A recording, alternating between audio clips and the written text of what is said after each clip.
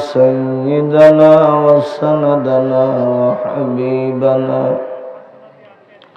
ومرشدنا ومولانا محمدا عبده ورسوله الذي أرسله بالحق بشيرا ونذيرا وداعيا إلى الله بإذنه وسراجا منيرا فقد قال الله تعالى في كلامه المجيد والفرقانه الحميد ألا تعبدوا إلا الله آية أخرى وقال عليه الصلاة والسلام فأحسن الوضوء ثم أتى المسجد فهو جائر الله قال الله تعالى في كلامه المجيد والفرقانه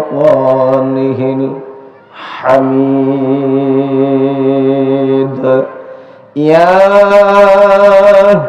أيها الذين آمنوا صلوا عليه وسلموا تسليما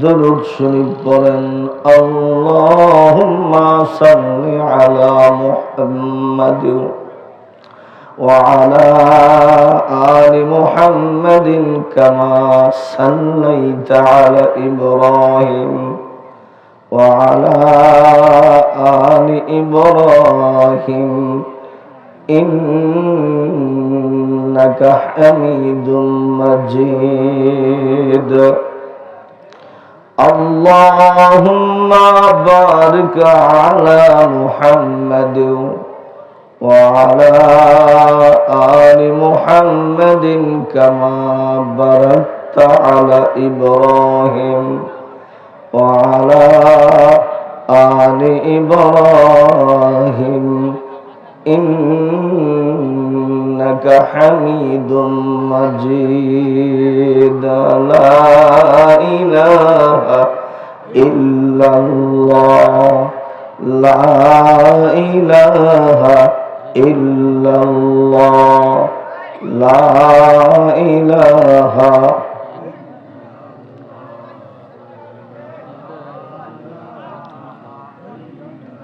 لا إله إلا الله لا إله إلا الله إلا الله إلا الله إلا الله إلا الله إلا الله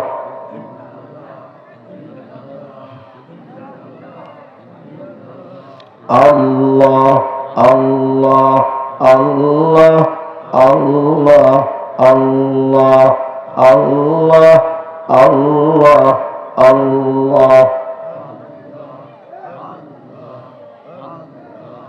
আল্লাহ আল্লাহ বলরে মন আল্লাহ কর জপনা আল্লাহ আল্লাহ বলরে মন আল্লাহ কর জপনা আল্লাহর জিকির না করিলে আল্লাহর জিকির না করিলে দিল তো জিন্দা হবে না আল্লাহু আল্লাহ বলরে মন আল্লাহ কর জপনা আল্লাহ আল্লাহ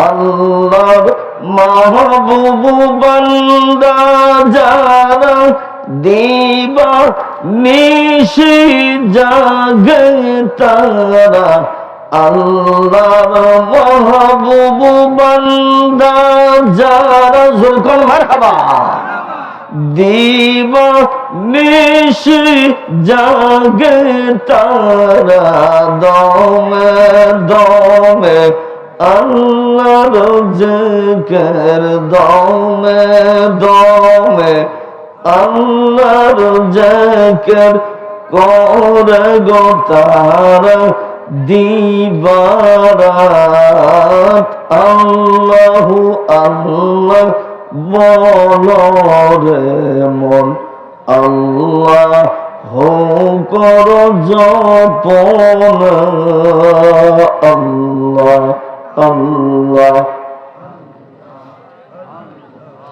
আল্লাহর মাহবুব বান্দা যারা ভয় নাই তাদের আল্লাহ সারা আল্লাহর মাহবুব বান্দা যারা যখন আল্লাহু আকবার ভয় নাই তাদের আল্লাহ সারা আল্লাহর মেহমান হবে তারা আল্লাহর মেহমান হবে গো তারা জান্নাত হবে ঠিকানা আল্লাহু আল্লাহ বলরে মন আল্লাহ কর জপনা আল্লাহ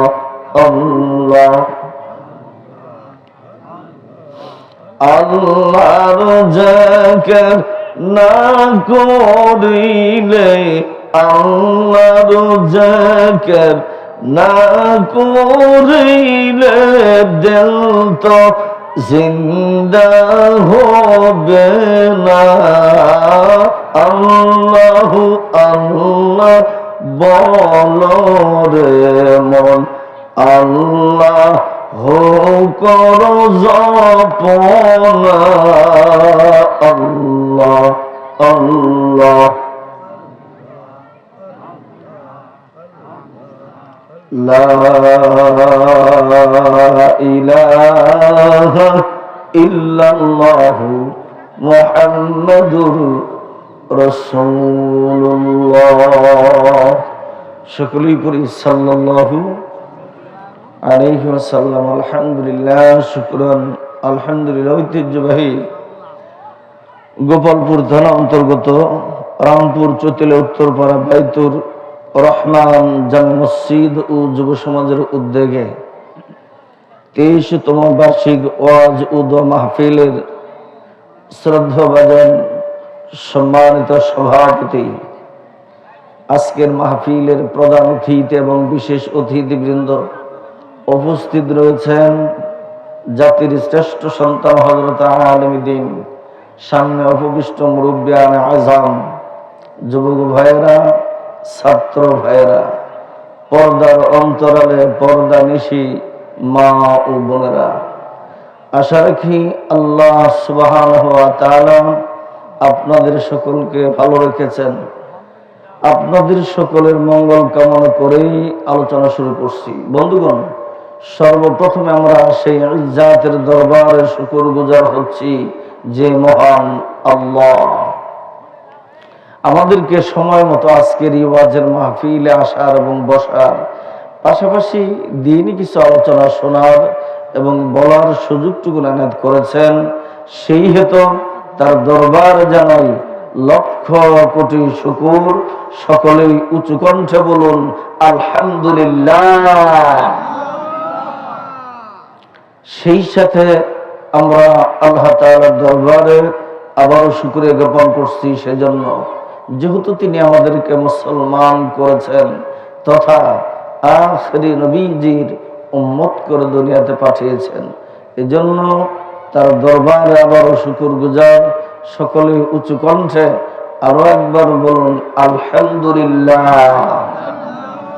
সম্মানিত উপস্থিতি, আজকের এই মাহফিলে, দ্বীনের মাজলিসে আসতে পেরে আপনারা খুশি না বেজার? খুশি হয়ে থাকলে আওয়াজটা আরেকটু বাড়িয়ে দেওয়া যাবে। আজকের এই ওয়াজের মাহফিলে আসতে পেরে আপনারা খুশি না বেজার? কম খুশি না বেশি খুশি? কম খুশি যারা তার হাত জাগান তো দেখি। একজন, দুইজন, তিনজন, চারজন, পাঁচজন।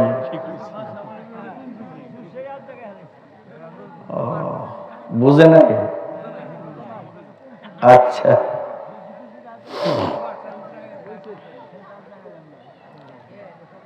একজনের নাম আবুল, আপনাদের এলাকায় আসেনি? আরেকজনের নাম হলো হারুন খান। এরা দুইজনে বন্ধু, আবুল আর হারুন খান। পানের দোকানে গেছে। তা আবুল পানের দোকানদারকে বলছে, দোকানদার ভাই এক পান দেন। তো দোকানদার পান হাতে নিয়ে বলছেন, পানে কি খান?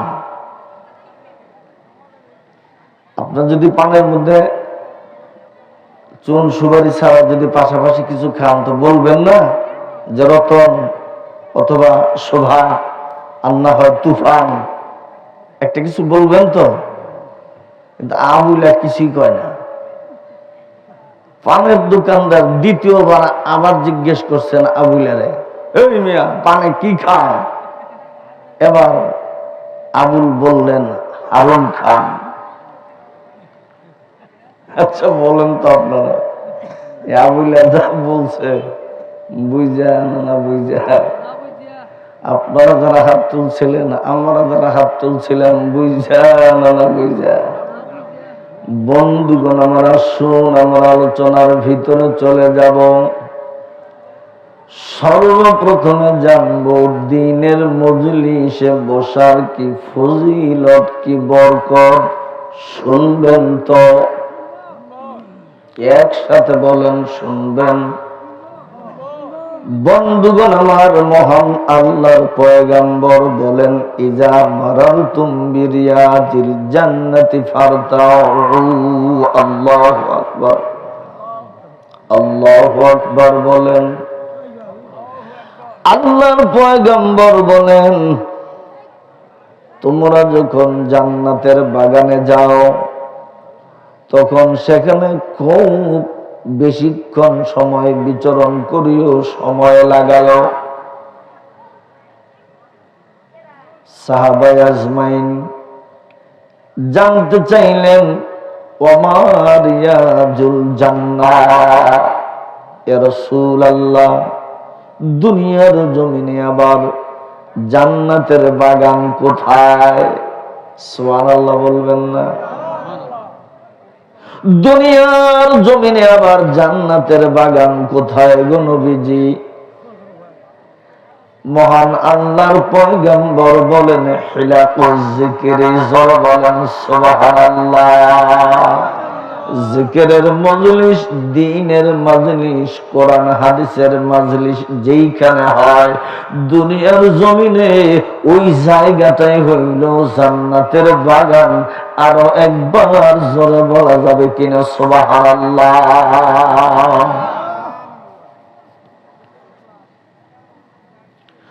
বন্ধুগণ আমার, আরেক হাদিসের ভিতরে মহান আল্লাহর পয়গম্বরের কাছে সাহাবীরা জানতে চাইলেন, ইয়া রাসূলুল্লাহ, গানিমাতু মাজালিসিজ যিকরি, ওই জান্নাতের কথা আপনি বলেছেন, ওই জান্নাতের ময়দানে বসলে কি পুরস্কার আমরা পাব? আলোচনা বুঝতে মনে হয় আপনাদের কষ্ট হইতেছে। ইয়া রাসূলুল্লাহ, গানিমাতু মাজালিসিজ যিকরি, ওই জিকিরের মাজলিসে, দ্বীনের মাজলিসে বসার কি পুরস্কার আমরা পাব? আল্লাহর পয়গম্বর জবাব দিলেন, গানিমাতু মাজালিসিজ যিকরি জান্নাতুল জান্নাহ। জোরে বলেন আল্লাহু আকবার। জিকিরের মাজলিসে বসা, দ্বীনের মাজলিসে বসা, ওয়াজের মাহফিলে বসা, কোরআন হাদিসের আলোচনার মাজলিসে বসার বিনিময় হলো জান্নাত। জান্নাত সুবহানাল্লাহ পড়তে যায়। বন্ধুগণ আমার, রামপুর চতিলা এলাকার সৈনিকেরা গো, যেই দিনের মাহফিলে বসার পুরস্কার আল্লাহ নিজে দিবেন জান্নাত। জান্নাত। এই পৃথিবীর জমিনে এই দিন প্রতিষ্ঠা করার জন্য আমার নবীজি কত কষ্ট করেছেন শুনবেন। এই পৃথিবীর জমিনে এই দিনের মাজলিস প্রতিষ্ঠা করার জন্য, দিন কায়েম করার জন্য মহান আল্লাহর পয়গম্বর এই দুনিয়ার জমিনে কত কষ্ট করেছেন। আল্লাহর পয়গম্বর বলেন, ইয়া আইয়ুহান নাস কুলু লা ইলাহা ইল্লাল্লাহ। জোরে বলেন আল্লাহু আকবার। আল্লাহর পয়গম্বর বলেন, হে মানব গোষ্ঠী, পড়ো আমার সাথে লা ইলাহা ইল্লাল্লাহ। বন্ধুগণ আমার, হযরত আবু হুরায়রা রাদিয়াল্লাহু তাআলা আনহু বলেন, আমার নবীজি দিন গ্রহণ করবে তো দূরের কথা, কালেমা পড়বে তো দূরের কথা, কাফের মুশরিক বেঈমানেরা আমার নবীজিকে পাগল বলতে লাগলো। কালেমা গ্রহণ করবে তো দূরের কথা, আমার নূর নবীজির চেহারার মধ্যে মুশরিকরা থুতু নিক্ষেপ করলো। আবু হুরায়রা ডেকে বলেন, ও দুনিয়ার মানুষ, আমার নবীজির কালেমা গ্রহণ তো করলো না, বরং বিনিময়ে আমার নবীজির গায়ে তারা পাথর ছুঁড়ে মারলো। হযরত আবু হুরায়রা বলেন, উদউ আলাল মুশরিকিন। আল্লাহু আকবার। ও নবীজি, এই দিনের দাওয়াত দুনিয়ার মানুষের কাছে পৌঁছানোর কারণে মুশরিক বেঈমানেরা আপনার গালি দিল, আপনার চেহারা মোবারকের মাঝে থুতু ছাড়লো, আপনার পৃষ্ঠ মোবারকে তারা পাথর ছুঁড়ে মারলো। ও নবীজি, আপনি রক্তাক্ত হয়েছেন, আপনার তো কোনো অপরাধ নাই, শুধু দিনের দাওয়াত দেওয়ার কারণে আপনাকে রক্তাক্ত করা হলো। উদউ আলাল মুশরিকিন। ইয়া রাসূলুল্লাহ, ওই মুশরিকদের বিরুদ্ধে আপনি লানত করেন, অভিশাপ দিয়ে দেন। বন্ধুগণ আমার, আল্লাহর নবী সেই কথার জবাবে কি বলেছেন শুনবেন। আল্লাহর পয়গম্বর সেই কথার জবাবে বলেছেন, ইন্নিলাম উবাস লানা। জেনে রাখো, আমি বিশ্ব নবীকে এই দুনিয়ার জগৎবাসী কারো জন্য লানতকারী হিসেবে আমি নবীরে পাঠাই নাই। এমন দয়ার নবী আর হবে না, এমন দয়ার নবী আর হবে না। উম্মতের মায়ায় নবী দেওয়ানা, উম্মতের মায়ায় নবী দেওয়ানা। ওই নবীর ইশকে পাগল মোরা তুমি বানায়ো। আল্লাহু আকবার, আল্লাহু আকবার। ওই নবীর ইশকে পাগল মোরা তুমি বানায়ো। স্বপনে নূর নবীকে দেখায়, স্বপনে নূর নবীকে দেখায়। ও রামপুর চতুল এলাকার সৈনিকেরা গো, জীবনে একবার হলেও স্বপ্ন যুগের ভিতরে অন্তত পক্ষে আমার নবীজির চেহারাটা যেন একবার দেখা পায়, আমার নবীজির দিদার যেন স্বপ্ন যুগের ভিতরে জীবনে একবার হলেও যেন দেখা পায়, এমন আকাঙ্ক্ষা আমাদের কলিজায় আছে না নাই? কার কার কলিজায় আছে? হাত উঁচু করে একবার আল্লাহরে দেখাও মুসলমান। নারায়ে তাকবীর, নারায়ে তাকবীর।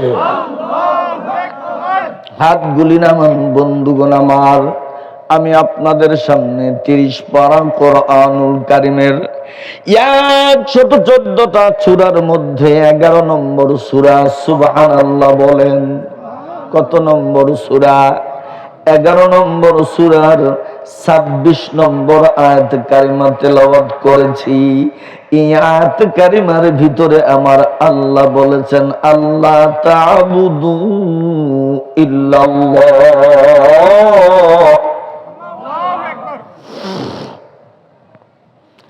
আল্লাহ ছাড়া কারো ইবাদত করো না। সুবহানাল্লাহ বলেন। আমরা ইবাদত করব কার? নামাজ পড়ব কার জন্য? রুকু দেব কার জন্য? সেজদা দেব কার জন্য? দুঃখজনক হলেও সত্য, এই বাংলার জমিনে এমন কিছু নিমুখ হারাম বান্দা রয়েছে যেইখানে তারা আল্লাহকে সেজদা না দিয়া সেজদাটা লাগায় মুর্শিদের কদমে আছে না নাই? সেজদাটা আল্লাহর না দিয়া সেজদা লাগায় মুর্শিদের কদমে। শুধু সেজদা লাগায় না, আবার মাঝে মাঝে গানও গায়। দিন থাকিতে কররে মন মুর্শিদ ভজনা, কলব তোমার জিন্দা হবে মরণ হবে না। বলে কিনা জোরে বলেন। দিন থাকিতে কর মানুষ মুর্শিদ ভজনা, কলব তোমার জিন্দা হবে মরণ হবে না। নাউজুবিল্লাহ পড়েন। বন্ধুগণ আমার, মুর্শিদ ভজন করলে কলব জিন্দা হবে, একটা দলিল নাই, একটা দলিল নাই, একটা দলিল নাই। এই গানটাই কি ঘুরে বলা যায় না? দিন থাকিতে কেনে মানুষ জিকির করো না, কলব তোমার জিন্দা হইতো মরণ হইতো না, কলব তোমার জিন্দা হইতো মরণ হইতো না। আওয়াজ করে বলেন ঠিক কিনা? এই কথার ভিতরে দলিল আছে না নাই? গরম পানি। বন্ধুগণ আমার, আল্লাহ সুবহানাহু ওয়া তাআলা 30 পারা কোরআনুল কারীমের সূরা রাদের মধ্যে আলোচনা করেছেন, আলা বিযিকরিল্লাহি তাতমাইন্নুল কুলুব।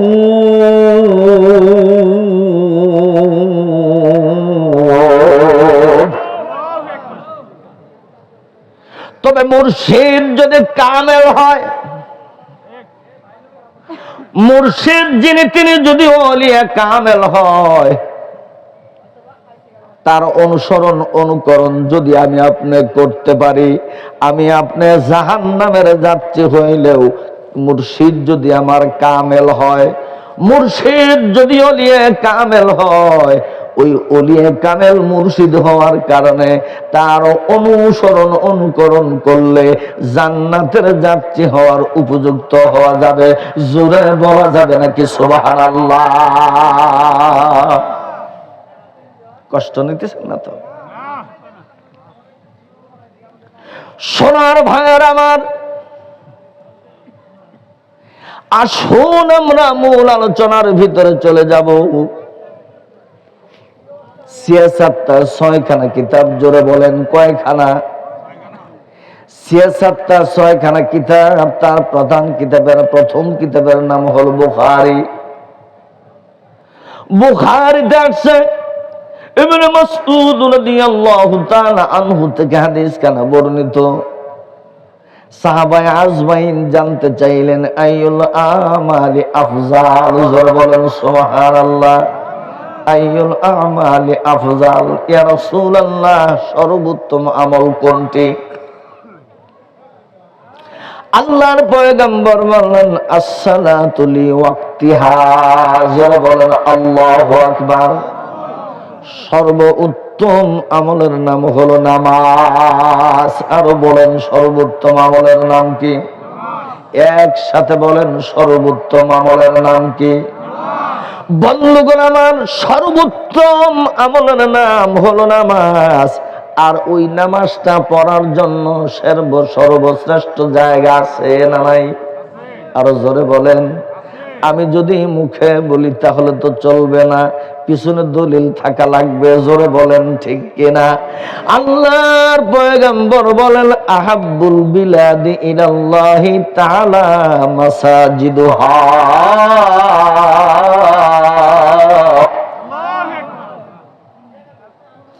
দুনিয়ার জমিনে শ্রেষ্ঠ জায়গা হলো মসজিদ। জোরে বলেন আল্লাহু আকবার। সর্বোত্তম আমলের নাম হলো নামাজ।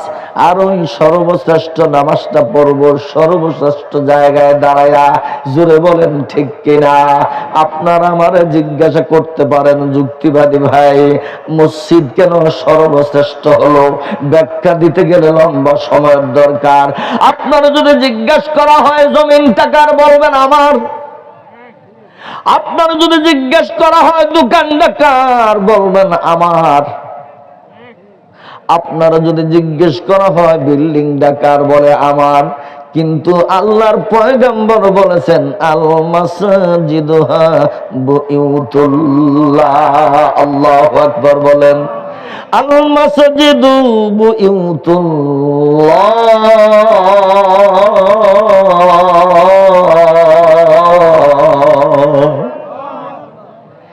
দোকান আপনার হতে পারে, বিল্ডিং আপনার হতে পারে, জমিন আপনার হতে পারে, কিন্তু আল মসজিদু বুয়ুতুল্লাহ, আল্লাহর পয়গম্বর বলেছেন দুনিয়াতে এমন একটা ঘর রয়েছে, ওই ঘর কারো মালিকানা নাই, শুধুমাত্র যিনি মালিক তিনি হলেন আল্লাহ। এর থেকে সাজালো গুছালো আলোচনা আমার জানা নাই। আশা করি আপনারা বুঝতে পারতেছেন না? কষ্ট হইতেছে? সর্বোত্তম আমলের নাম নামাজ। সর্বশ্রেষ্ঠ জায়গায় দাঁড়ায় আমরা পড়ি, ঠিক না? আপনারা আমাকে জিজ্ঞাসা করতে পারেন যুক্তিবাদী সাহেব, ওই মসজিদে যারা যায় নামাজ পড়ে তাদের মর্যাদা কেমন একটু বলেন। আল্লাহর পয়গম্বর আরেক হাদিসের ভিতরে বলেছেন আল্লাহর ঘর ওই মসজিদে যায় যারা নামাজ পড়ে ফাহুয়া জাইরুল্লাহ, ওই মসজিদ যায় যারা নামাজ পড়ে তারা সাধারণ কোন মানুষ নয়, তারা হলো আমার আল্লাহর মেহমান। মসজিদে যায় যারা নামাজ পড়ে তারা কার মেহমান? আল্লাহ। সম্মানিত সুধী, আল্লাহর পয়গম্বর বলেছেন, বান্দা প্রতিদিন যতবার ওই মসজিদে যায় নামাজ পড়বে, কিয়ামতের দিন, কঠিন মুসিবতের দিন, জান্নাতের ভিতরে স্বয়ং আল্লাহ তাআলা ওই বান্দারে জান্নাতের ভিতরে মেহমানদারি করবে। যেরকম সুবহানাল্লাহ।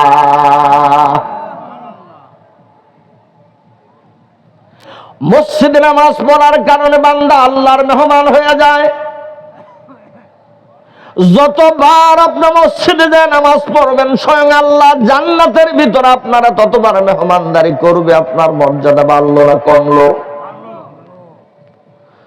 তবু এমন মুসলমান রয়েছে মসজিদমুখী হয় না, বড় আফসোস। আছে না নাই? জোরে বলেন। নামাজের গুরুত্ব নাই বলে মসজিদের গুরুত্ব নাই। জোরে বলেন ঠিক কিনা? নামাজের গুরুত্ব থাকলে মসজিদের গুরুত্ব দেওয়া হইতো। নামাজ বুঝি না, নামাজ চিনি না, মসজিদও চিনি না। জোরে বলেন ঠিক কিনা? বন্ধুগণ আমার, নামাজের গুরুত্ব দিয়েছেন আল্লাহর পয়গম্বর, নামাজের গুরুত্ব দিয়েছেন ইবনে আব্বাস রাদিয়াল্লাহু তাআলা আনহু, নামাজের গুরুত্ব দিয়েছেন, নামাজের গুরুত্ব দিয়েছেন খাজা কুতুবউদ্দিন বখতিয়ার কাকি রহমাতুল্লাহ আলাইহি। আওয়াজ করে বলা যাবে কিনা সুবহানাল্লাহ?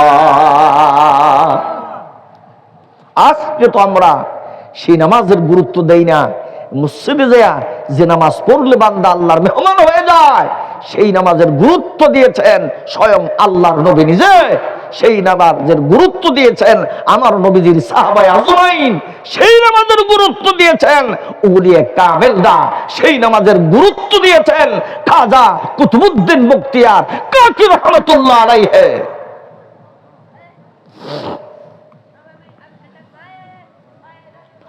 বন্ধুগণ আমার, দিল্লিতে একটা মিনার আছে। কোথায়? দিল্লিতে একটা মিনার রয়েছে, যে মিনারের নামকরণ করা হয়েছে কুতুব মিনার।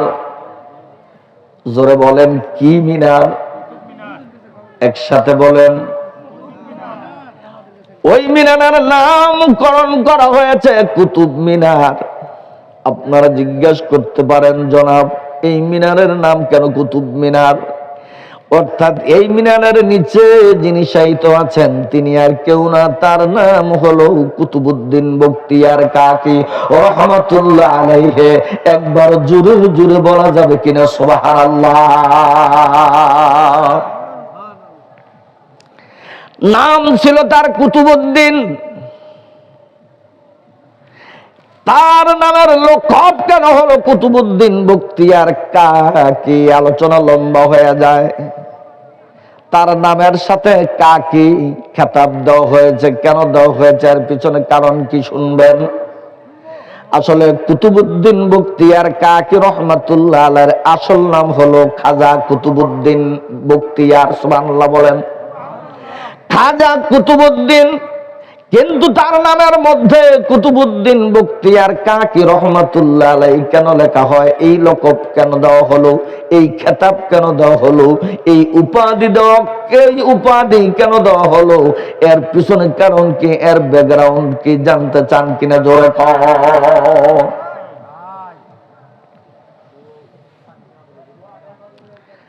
কাকি ভাষাটা, শব্দটা হিন্দি ভাষা। কি ভাষা? জোরে বলেন, একসাথে বলেন। হিন্দি ভাষা। কাকি, এই কাকি শব্দের অর্থ হলো রুটি। সুবহানাল্লাহ বলবো না? একসাথে বলেন। হিন্দি ভাষায় রুটিকে কাকি বলা হয়। রুটিকে কি বলা হয়? হিন্দি ভাষায় কাকি বলা হয়। তার মানে রুটিওয়ালা কুতুবউদ্দিন। সুবহানাল্লাহ বলেন। আপনারা আবার জানতে চান, জিজ্ঞাসা করতে পারেন, যুক্তিবাদী সাহেব কুতুবউদ্দিনের নাম কুতুবউদ্দিন কাকি, তার মানে রুটিওয়ালা কুতুবউদ্দিন। তার নাম কেন রুটিওয়ালা কুতুবউদ্দিন হলো? আমাদেরকে শোনায়া যান। জানার ইচ্ছা আছে না নাই? আরো জোরে বলেন। বন্ধুগণ আমার, খাজা কুতুবউদ্দিন বখতিয়ার ছোট্ট মানুষ, কিশোর মানুষ, তিল তিল করে হাঁটি হাঁটি পা পা করে বড় হতে লাগলো। সুবহানাল্লাহ পড়েন। মাদ্রাসায় দিবি, মক্তবে দিবে। মা দুকুনি মনে মনে চিন্তা করলো, মাদ্রাসায় পড়াবো, আলেম বানাবো, তবে আমার বড় ইচ্ছে হয় এই কুতুবউদ্দিনকে ছোট্ট বেলাতেই মহান রবের সাথে পরিচয় করিয়ে দেব। জোরে বলেন সুবহানাল্লাহ। আমার রবের সাথে ছোটবেলাতেই আমার রবের সাথে তার একটা পরিচয় করিয়ে দেব। কে রব, কে পাল্লওয়ালা, কে রিজিক দেনওয়ালা, কে হায়াত দাতা, কে মরণ দাতা, এই পরিচয়গুলো আমার এই ছেলেটাকে দিয়ে দিব আমার রব সম্পর্কে। সুবহানাল্লাহ। মাদ্রাসায় ভর্তি করে দিলেন। দুপুর বেলাতে যখন ছুটি দেওয়া হয় খাবারের জন্য, মায়ের দিকে হাকমত খাটাইলেন, কিভাবে আমার রবের সাথে পরিচয় করায় দেব। সুবহানাল্লাহ। মা একটা কৌশল অবলম্বন করলেন। কি কৌশল অবলম্বন করেছিলেন শুনবেন। মা দুকুনি আমার এই কুতুবউদ্দিনের জন্য আটা খোলে রুটি বানাইলেন। রুটি বানায়া রুটিগুলো সেকা দিয়া আলমারির ভিতরে ভরে রাখলেন। কুতুবউদ্দিন রহমাতুল্লাহ আলাইহি কিশোর মানুষ, ছোট্ট মানুষ, মাদ্রাসা থেকে এসেছেন। বন্ধুগণ আমার, ক্ষুধার জ্বালায় ছটফট করতেছে। মাকে ডেকে বলেন, মা দুপুরের খাবারের জন্য হুজুর ছুটি দিয়েছেন, তাড়াতাড়ি খাবার দাও। মা দুকুনি বলেন, খাবারের ব্যবস্থা হবে স্বয়ং আল্লাহ পাক রব্বুল আলামিন আমাদের প্রতিদিন প্রতিনিয়ত খাবার দিয়ে থাকেন। আমাদেরকেও যিনি খাবার দেন তোমারও তিনি খাবার দেবে, তবে একটা শর্ত আছে। খাবার আমি মা হিসেবে তোমারে কোত্থেকে দেব? আমাদেরকেও যিনি পালেন তোমাকেও তিনি পালবেন, তবে শর্ত আছে। ওই শর্ত অবলম্বন করো, খাবার চলে আসবে। জোরে জোরে কন্যা সুবহানাল্লাহ। তার মানে মায়ের চিন্তা হলো সৃষ্টিকর্তা যিনি, রিজিক দাতা যিনি, তার সাথে একটু পরিচয় করায় দেওয়া।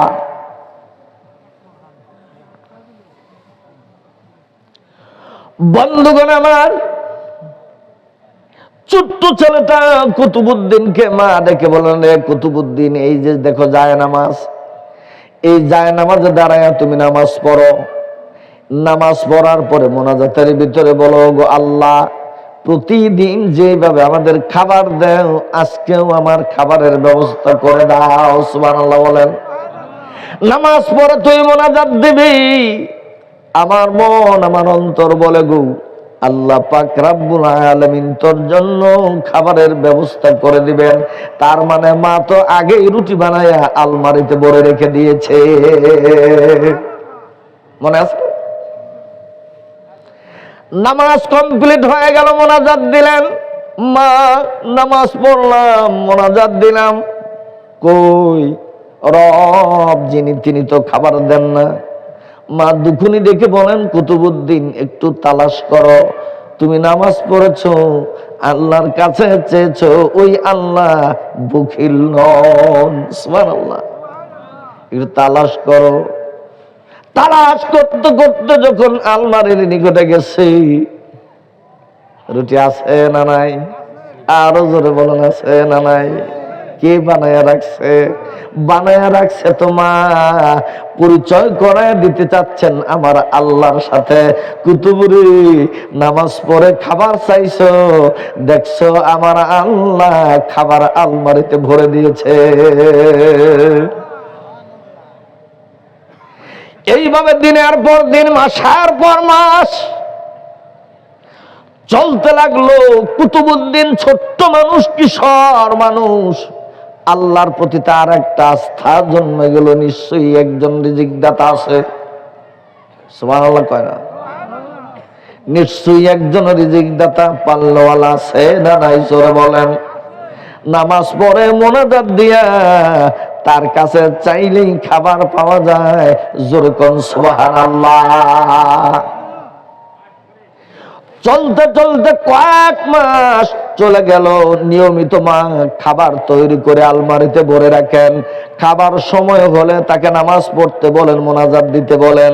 নামাজ পড়ে মোনাজাত দেওয়ার পরে খাবার তালাশ করলে যথারীতি সময় মতো খাবার পেয়ে যায়।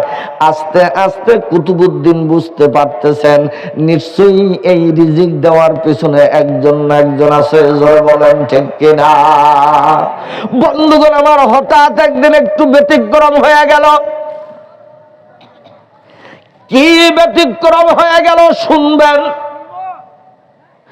মা প্রতিদিন সাধ্য মতো সামর্থ্য অনুযায়ী খাবার পরিবেশন করে রাখেন, কিন্তু ওই দিন মায়ের ঘরে কোনো খাবার ছিল না। ঘরটা একেবারে খালি, শূন্য, একেবারে ঘরটা শূন্য।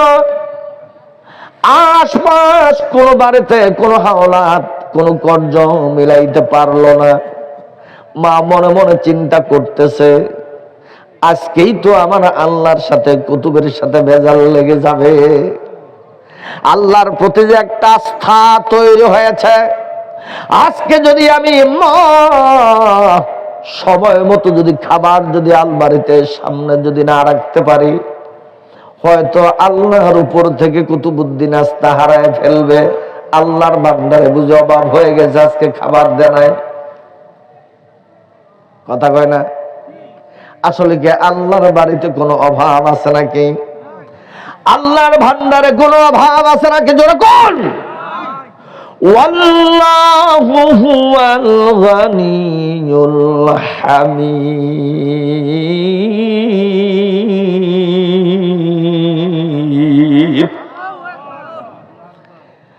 আমার রব তিনি এমন একজন রব, আমার সৃষ্টিকর্তা তিনি এমন একজন সৃষ্টিকর্তা, শুধু সৃষ্টি করেন নাই, সৃষ্টি করার পিছনে তাদের খাবারের ব্যবস্থাও করেছে।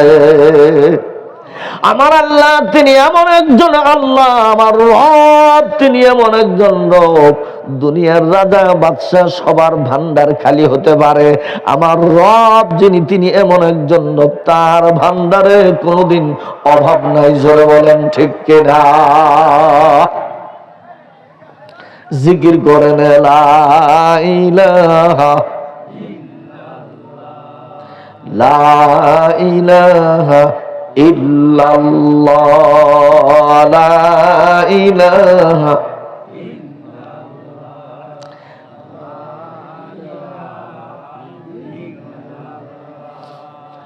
আল্লাহ তোমার কি যে খেলা, কেউ বোঝে কেউ বোঝে না।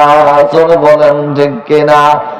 আল্লাহ তোমার কি যে খেলা, কেউ বোঝে কেউ বোঝে না। কাউরে রাখো পাঁচতালাতে, কাউরে রাখো পাঁচতালাতে, কাউরে রাখো গাছ তলায়। লা ইলাহা লা ইলাহা ইল্লাল্লাহু মুহাম্মাদুর রাসূলুল্লাহ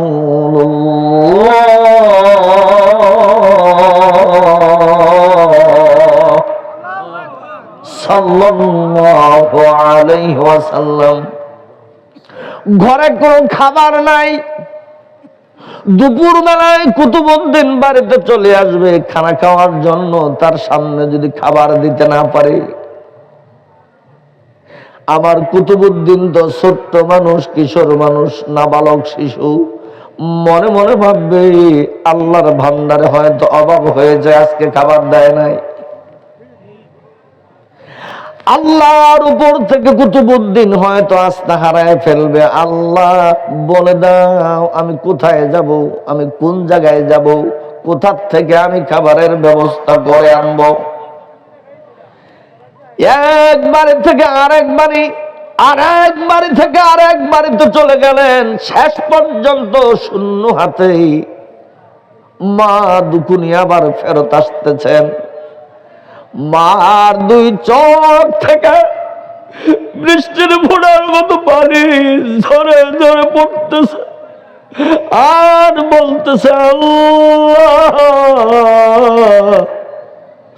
আমার ছোট্ট শিশুটা তোমার উপর থেকে যেন আস্থা না হারায়। আমি মা দুপুনি খাবারের ব্যবস্থা দিতে পারি নাই, তবে তোমার প্রতি আমার বিশ্বাস আছে, তোমার ভান্ডারে কোনো অভাব নাই।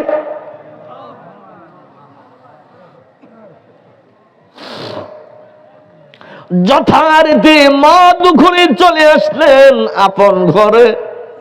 এসে দেখেন কুতুবুদ্দিন বিছানাতে আরাম করতেছে, ঘুমাইতেছে। মা কুতুবুদ্দিন এই সন্তানের ঝরিয়ে ধরলেন, কপালের চুমা খাইলেন আর বলতেছেন, বাবা প্রতিদিন এমন সময় তোমার জন্য খাবার রেডি করে রাখি, পারি নাই। খাবারের ব্যবস্থায় গিয়েছিলাম, একেবারে খালি হাতে শূন্য হাতে ফিরে এসেছি। বাবারে ক্ষুধার যন্ত্রণায় হয়তো তুমি বিছানায় ঘুমিয়ে পড়েছ, দুর্বল হয়ে পড়েছ। বাবারে মনে কিছু নিও না, আল্লাহ তোমার খাবারের ব্যবস্থা করে দিবে। সুবহানাল্লাহ বলেন। কুতুবুদ্দিন মুস্কি হেসে দিয়ে মা চোখ থেকে আসল দিয়া পানি মুছে দেয় আর বলেন, মাগো এ কেমন কথা তুমি শুনাইলা, আমি তো না খেয়ে রই নাই, আমি তো না খেয়ে রই নাই, আমি খেয়েছি। তবে অন্য অন্য দিন যে খাবার খাই, অন্য অন্য দিন যে রুটি আমাকে খাবার দেওয়া হয়, মা গো আজকে ও রুটি আমি যথা সময় আলমারিতে পেয়েছি। আমি এসেছি, আমি ঘরে তোমার পাই নাই। প্রতিদিন যেইভাবে নামাজ পড়ে আল্লাহর কাছে খাবার চাই, যদিও মা তুমি ঘরে নাই, নামাজ পড়ে আল্লাহর কাছে খাবার চাইলাম। আমি যথারীতি অন্য অন্য দিনের ন্যায় আলমারির নিকটে যায় দেখি রুটিতে বড় প্লেটে রয়ে গেছে। ও মা, অন্য অন্য দিন যা রুটি খেয়েছি আর আজকের রুটি খাবারের মধ্যে আকাশ এবং জমিন ব্যবধান। অন্য অন্য দিনের রুটির মধ্যে কখনো যদি একটু সেকা কম বেশি হয়েছে, পোড়ার ঘ্রাণ পাওয়া গেছে, গন্ধ পাওয়া গেছে, কিন্তু মাগো আজকে রুটির মধ্যে এমন সুঘ্রাণ, জিন্দিগিতে এমন সুঘ্রাণ কোনোদিন অনুভব করি নাই। কষ্ট হইতেছে আপনার?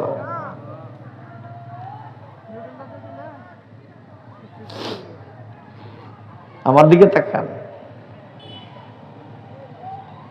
বন্ধুগণ। আমার ওই দিন মা বুঝতে পারলো আমার কুতুবুদ্দিনের জন্য আল্লাহর দরজা খোলা হয়ে গেছে। সুবহানাল্লাহ বলেন। আমার কুতুবুদ্দিনকে আমার আল্লাহ কবুল করেছেন। মায়ের দোয়া কোনোদিন বিফলে যায় না। আজকে এই সোনার বাংলাদেশে সন্তানেরা, অধিকাংশ সন্তানেরা ওই মায়ের চিনে না। জোরে বলেন ঠিক কিনা? বন্ধুগণ আমার, মহান আল্লাহর পক্ষ থেকে আল্লাহ পাক রব্বুল আলামিন কুতুবুদ্দিনের জন্য রহমতের ফেরেশতা দিয়ে জান্নাতের খাবার, এই জান্নাতের রুটি কুতুবুদ্দিনের জন্য ব্যবস্থা করে দেওয়া হয়েছে। জোরে জোরে বলেন সুবহানাল্লাহ। এই জন্য ওই দিন থেকে কুতুবুদ্দিনের নামের উপাধি হইল কুতুবুদ্দিন কাকি, তার মানে হইল রুটিওয়ালা কুতুবুদ্দিন। জোরে জোরে কোন সুবহানাল্লাহ। নারে তাকবীর, নারায়ে তাকবীর। বন্ধুগণ আমার, আলোচনা অনেক লম্বা হয়ে যায়। কুতুবউদ্দিন বখতিয়ার কাকি, তার মানে রুটিওয়ালা কুতুবউদ্দিন রহমাতুল্লাহ আলাইহি, মা দোয়া করতেছেন ছেলেটা তিল তিল করে বড় হইতেছে। এই ছেলেটা একজন মুহাক্কিক হয়ে গেলেন, আল্লাহর ওলি খেতাব পেলেন। জোরে বলেন সুবহানাল্লাহ। ওলিয়ে কামেল হয়ে গেলেন, সুবহানাল্লাহ। বন্ধুগণ আমার, তিনি আল্লাহর এমন একজন প্রেমিক হয়েছিলেন, আমার নবীজির এমন একজন আশিক হয়েছিলেন। আলোচনা লম্বা হয়ে যায়, যদি আপনারা কষ্ট নেন তাহলে মোনাজাত দিয়ে দেই। আল্লাহর ওলি কুতুবউদ্দিন বখতিয়ার কাকি রহমাতুল্লাহ আলাইহি প্রতিদিন ইশার নামাজের পরে ফজর নামাজের আগ পর্যন্ত 300 রাকাত করে নফল নামাজ পড়েছেন। জুরকুন সুবহানাল্লাহ। আমার দ্বারা ফজরিত হয় না, আমার দ্বারা যোহর নামাজ হয় না, আমার দ্বারা আসর নামাজ হয় না, আমার দ্বারা মাগরিব নামাজ হয় না, আমার দ্বারা ইশার নামাজ হয় না, আমার দ্বারা জুমার নামাজ হয় না। ও মুসলমান, তুমি কেমন মুসলমান হইলা? আল্লাহর হুকুম 5 ওয়াক্ত নামাজের খবর তোমার নাই, জুমার নামাজের চিন্তাটাও তুমি করলা না।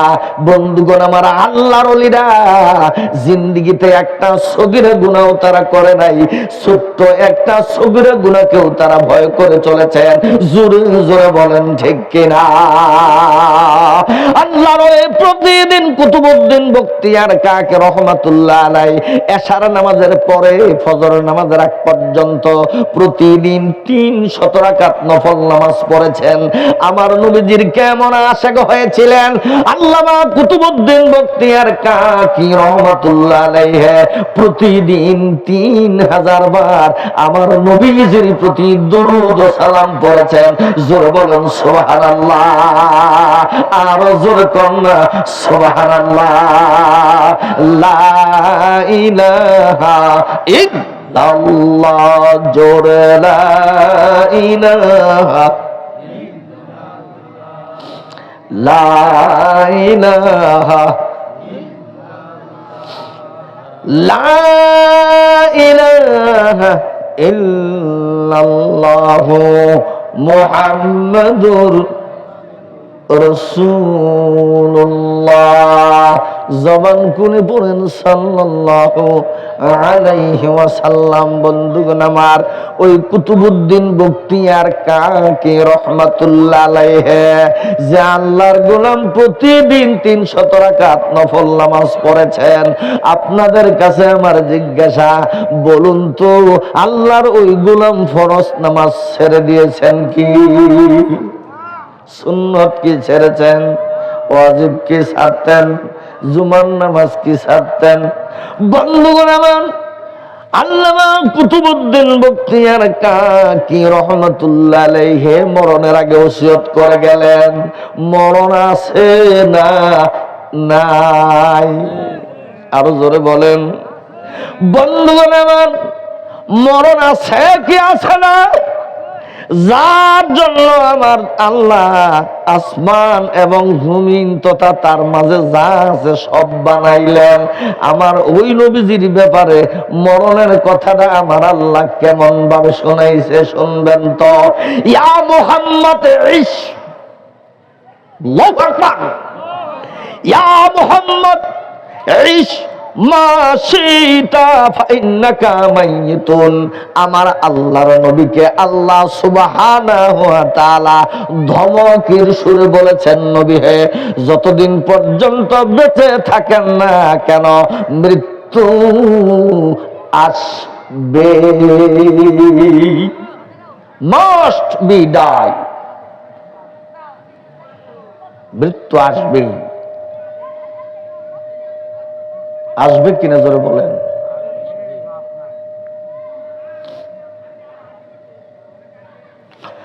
বন্ধুগণ আমার, আল্লাহর ওলি কুতুবউদ্দিন বখতিয়ার কাকি রহমাতুল্লাহ আলাইহি মরণের আগে ওসিয়ত করে গেলেন, কি ওসিয়ত করে গেলেন শুনবেন।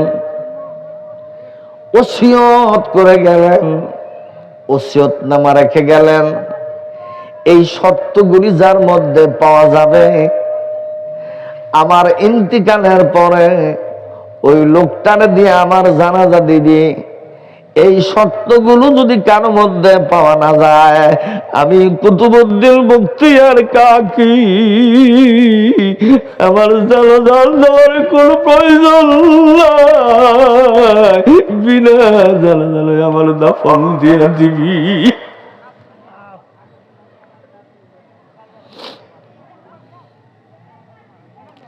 শর্তগুলো যদি কারো মধ্যে পাওয়া যায়, তার দ্বারা আমার জানাজার ইমামতি করাবি। ওই শর্তগুলো যদি কারো মধ্যে না পাওয়া যায়, আমার জানাজার দরকার নাই, বিনা জানাজার আমার কবর দিয়ে দিবি। সোনার ভাইয়ের আমার কুতুবউদ্দিন বখতিয়ার কাকি রহমাতুল্লাহ আলাইহি বলেন, 1 নম্বর হলো 40 দিনের ভিতরে যার ফজর নামাজ, জোরে কয় না, আরো জোরে কর। কোন কোন কিতাবের ভিতরে লেখে সারা জীবনে ফজর নামাজের সুন্নত একবারও। আল্লাহু আকবার বলবেন না?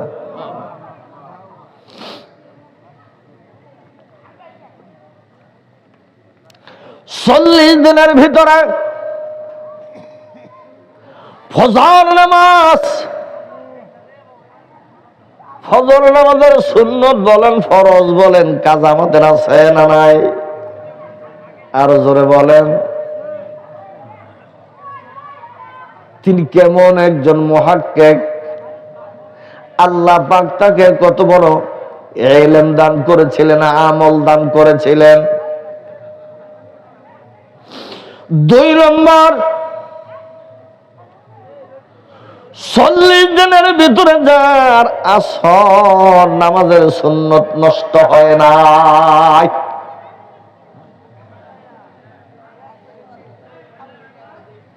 কথা বলেন, কিসের নামাজের সুন্নত? আসর নামাজের সুন্নত 40 দিনের ভিতরে যার নষ্ট হয় নাই, ফৌত হয় নাই। আমরা আসর নামাজই পড়ি না, আর তো বলো সুন্নত, জোরে বলেন ঠিক কিনা?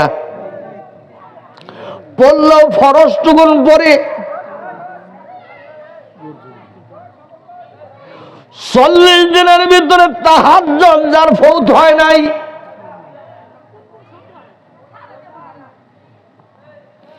আরেক কিতাবের ভিতরে কুতুবউদ্দিন বখতিয়ার রহমাতুল্লাহ আলাইহির শেষ ওসিয়তনামাটা আরেক ভাবে দেওয়া আছে, ওই দিকে গেলাম না। এই শর্তগুলো লিখে, ওসিয়তনামা লিখে ঘরে রেখে তারপর মৃত্যুবরণ করলেন। বিশাল ময়দানে লাশ হাজির করা হলো, হাজার হাজার লক্ষ লক্ষ জনতার ভিড়। আল্লাহু আকবার। বন্ধুগণ আমার, কুতুবউদ্দিন বখতিয়ার কাকি রহমাতুল্লাহ আলাইহির জানাজার ইমামতি কে করবে? কেউ সামনে যায় না, কেউ সামনে যাইতে সাহস পায় না। আবার কেউ কেউ মন্তব্য করতেছেন অমুক হুজুর দিয়া জানাজার ইমামতি করাবো। আবার কেউ কেউ বলেন না, অমুক হুজুর তার জানাজার ইমামতি করবে। ইন দ্য মিন টাইমে আল্লাহর একজন গোলাম জানাজারের সামনে দাঁড়াইয়া গেলেন, বললেন, ওগো আল্লাহর বান্দারা, আমার হাতে একটা পত্র আছে, দেখেন এই পত্রটার নাম হলো ওসিয়তনামা। কুতুবউদ্দিন বখতিয়ার কাকি রহমাতুল্লাহ আলাইহি মরণের আগে এই শর্তগুলো দিয়ে ওসিয়তনামা লিখে গেছেন।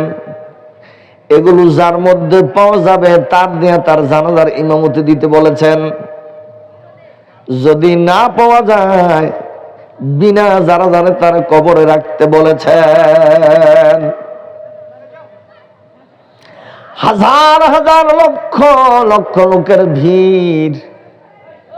ফজর নামাজের সুন্নত ফৌত হইছে, ফরজ অনেক ফৌত হইছে, আছে না নাই? তাহাজ্জুদ নামাজ ফৌত হইছে, আছে না নাই?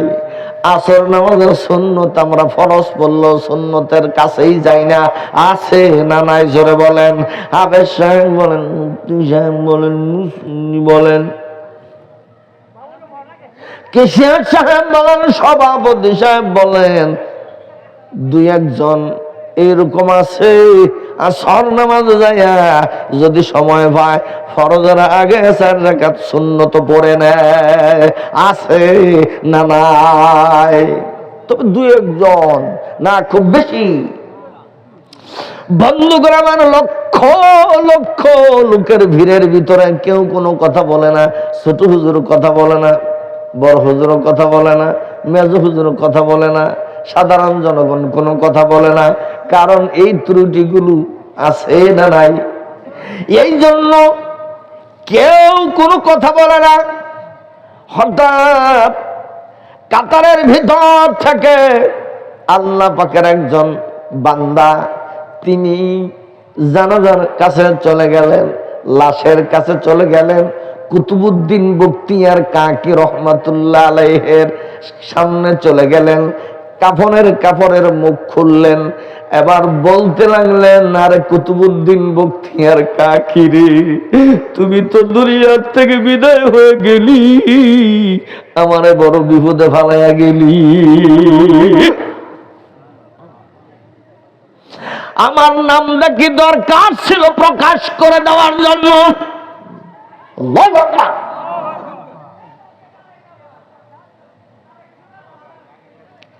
দান করার সময় বারবার বলেছেন আমার নাম আলহাস অমক, আলহাস অমক।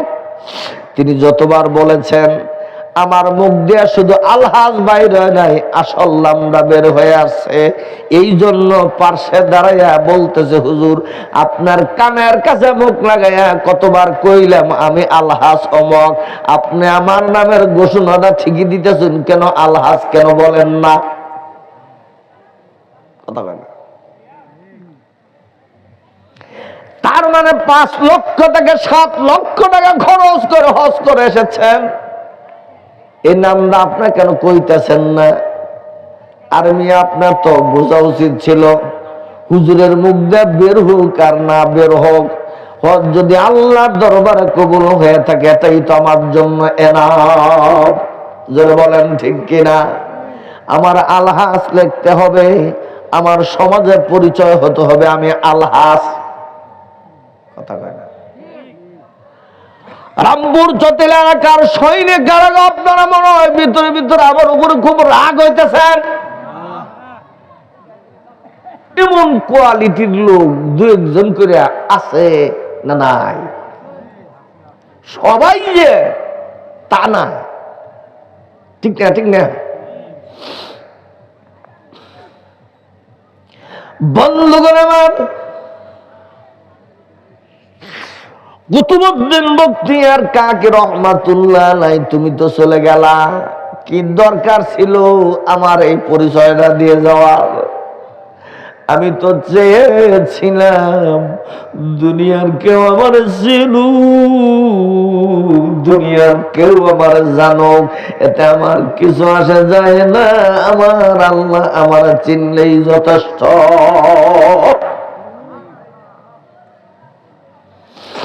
বন্ধুগণ আমার, ওই দিন ওই লোকটা লক্ষ লক্ষ লোকের সামনে দাঁড়ায়া বললেন, ওসিয়তনামার মধ্যে যে কয়টা শর্ত লাগানো আছে প্রত্যেকটা শর্তের উপরে আমার জীবন আমি গড়ে নিয়েছি। কটা বাজে? আপনাদের কাছে আমি জিজ্ঞাসা করি, রামপুর চতিলা এলাকার সৈনিকেরা গো, যেই লোকটা এই কয়েকটা আমলের অধিকারী হয়েছিলেন, যেই লোকটা কুতুবউদ্দিন বখতিয়ার কাকি রহমাতুল্লাহ আলাইহির জানাজার ইমামতি পড়েছেন। তিনি সাধারণ কোনো মানুষ নয়, তার একটা পরিচিতি আছে না নাই? জোরে কোন। আপনারা কি জানতে চান কুতুবউদ্দিন বখতিয়ার কাকি রহমাতুল্লাহ আলাইহির জানাজার ইমামতি কে করেছেন? জানতে চান কিনা আপনারা জোরে বলেন। কে কে জানতে চান হাত উঁচু করে একবার আল্লাহরে দেখাও। নারায়ে তাকবীর, আল্লাহু আকবার, নারায়ে তাকবীর, আল্লাহু আকবার। হাতগুলো নামান বন্ধুগণ আমার। এই লোকটা সাধারণ কোন লোক নয়, এই লোকটা একটা দেশের প্রেসিডেন্ট, বাদশাহ। সুবহানাল্লাহ বলেন। নামটা আমি এখনই আপনাদের সামনে বলবো, আমার বলার ইচ্ছা হইতেছে, তবে আমি একটু আপনাদেরকে বোঝার জন্য, একটু টেস্ট করার জন্য এখন আমি কবার চাই না, কিছুক্ষণ পরে আমি বলতে চাচ্ছি, এখনই বলবো। যেই লোকটা জানাজার নামাজের ইমামতি করেছেন ওই লোকটার নাম এখনই বলবো না, পরে বলবো, কিছুক্ষণ পরে বলি। ওয়াজ আপনারা কতদূর ধরে রাখতে পারেন একটু টেস্ট করার জন্য স্থগিত রাখলাম। কখনো যদি আমি ভুইলা যাই আমারে মনে করে দেন যুক্তিবাদী সাহেব, কুতুবউদ্দিন বখতিয়ার কাকি রহমাতুল্লাহ আলাইহির জানাজার নামাজের ইমামতি কে করেছেন তার পরিচয়টা শোনায়া যান।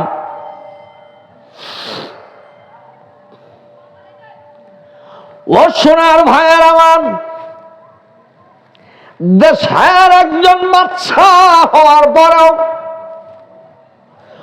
নামাজ যার কাজা হয় নাই, তাহাজ্জুদ যার কাজা হয় নাই, আসরের সুন্নত যার কাজা হয় নাই, দেশের বাদশা হইয়া নামাজের পাবন্দী হতে পারলো। তুমি কেমন দোকানদার, দোকানের অজুহাত দিয়ে তুমি নামাজে যাও না? তুমি কেমন কৃষক, তোমার সংসারের অজুহাত দিয়ে তুমি নামাজে যেতে পারো না? তুমি কেমন চাকরি করো, তোমার অফিসটা কেমন, অফিসের দোহাই দিয়ে তুমি নামাজে যেতে পারো না? আছে না নাই? জোরে বলেন। রাষ্ট্র নিয়ন্ত্রণ করেছেন, রাষ্ট্র পরিচালনা করেছেন, আবার আল্লাহর গোলামিও করেছেন। আমরা সাধারণ মানুষ, তারপরেও আল্লাহর হুকুম 5 ওয়াক্ত নামাজ আমরা কেন পারবো না? যত অজুহাত দেন এই অজুহাত ইমামের কাছে দিতে পারবেন, কিয়ামতের ময়দানে কোনো অজুহাত চলবে না। জোরে বলেন ঠিক কিনা? লা ইলাহা ইল্লাল্লাহ, জোরে লা ইলাহা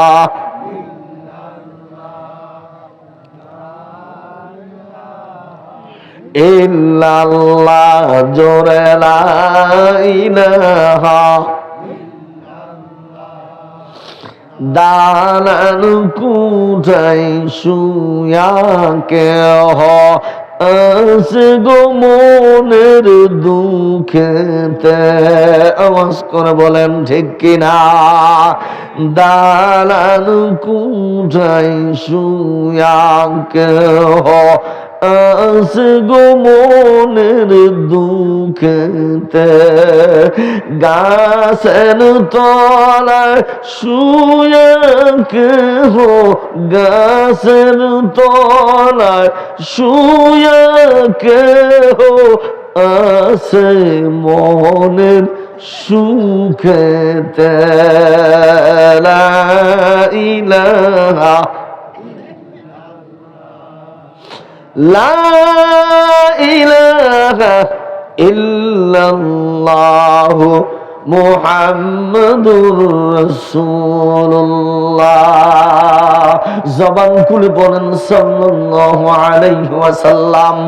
বন্ধুগণ আমার, আসুন আমরা নামাজের ব্যাপারে আলোচনাটা আরেকটু সামনের দিকে নিয়ে যাই। মহান আল্লাহর পয়গম্বর আরেক হাদিসের ভিতরে বলেছেন, ইন্না লিল মাসাজিদি আওতাদা,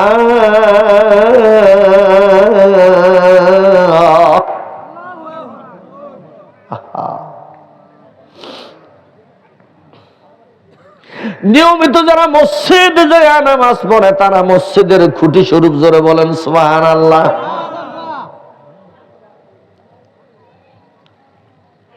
মসজিদে যায় নিয়মিত যারা নামাজ পড়ে, আল্লাহর নবী বলেন তারা মসজিদের খুঁটি স্বরূপ। বন্ধুগণ আমার,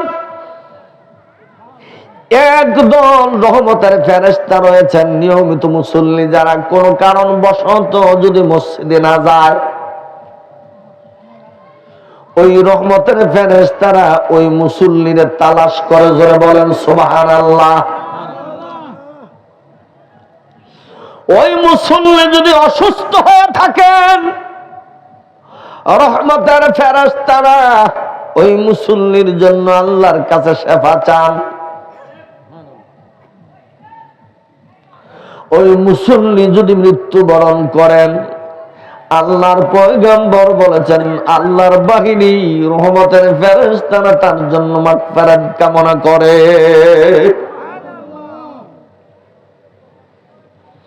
বলুন তো, মসজিদে এসে নামাজের দরকার আছে না নাই? সোনার ভাইয়ের আমার, মসজিদ এমন একটা পবিত্র ঘর। এই মসজিদের ব্যাপারে মহান আল্লাহর পয়গম্বর বলেছেন, নামাজ দিয়া এবং অর্থ দিয়া মসজিদের কারুকার্য করার জন্য, মসজিদের সৌন্দর্য বৃদ্ধি করার জন্য, মসজিদ সাজাবার জন্য, মসজিদের উন্নতির জন্য যারা দান করবে, সুবহানাল্লাহ বলেন, অর্থ যারা খরচ করবে, নামাজ দিয়ে যারা মসজিদ আবাদ করবে, আল্লাহর পয়গম্বর বলেছেন চারটা পুরস্কার দিয়ে ওই বান্দাকে খুশি করবে। জোরে কি বলা যাবে না সুবহানাল্লাহ?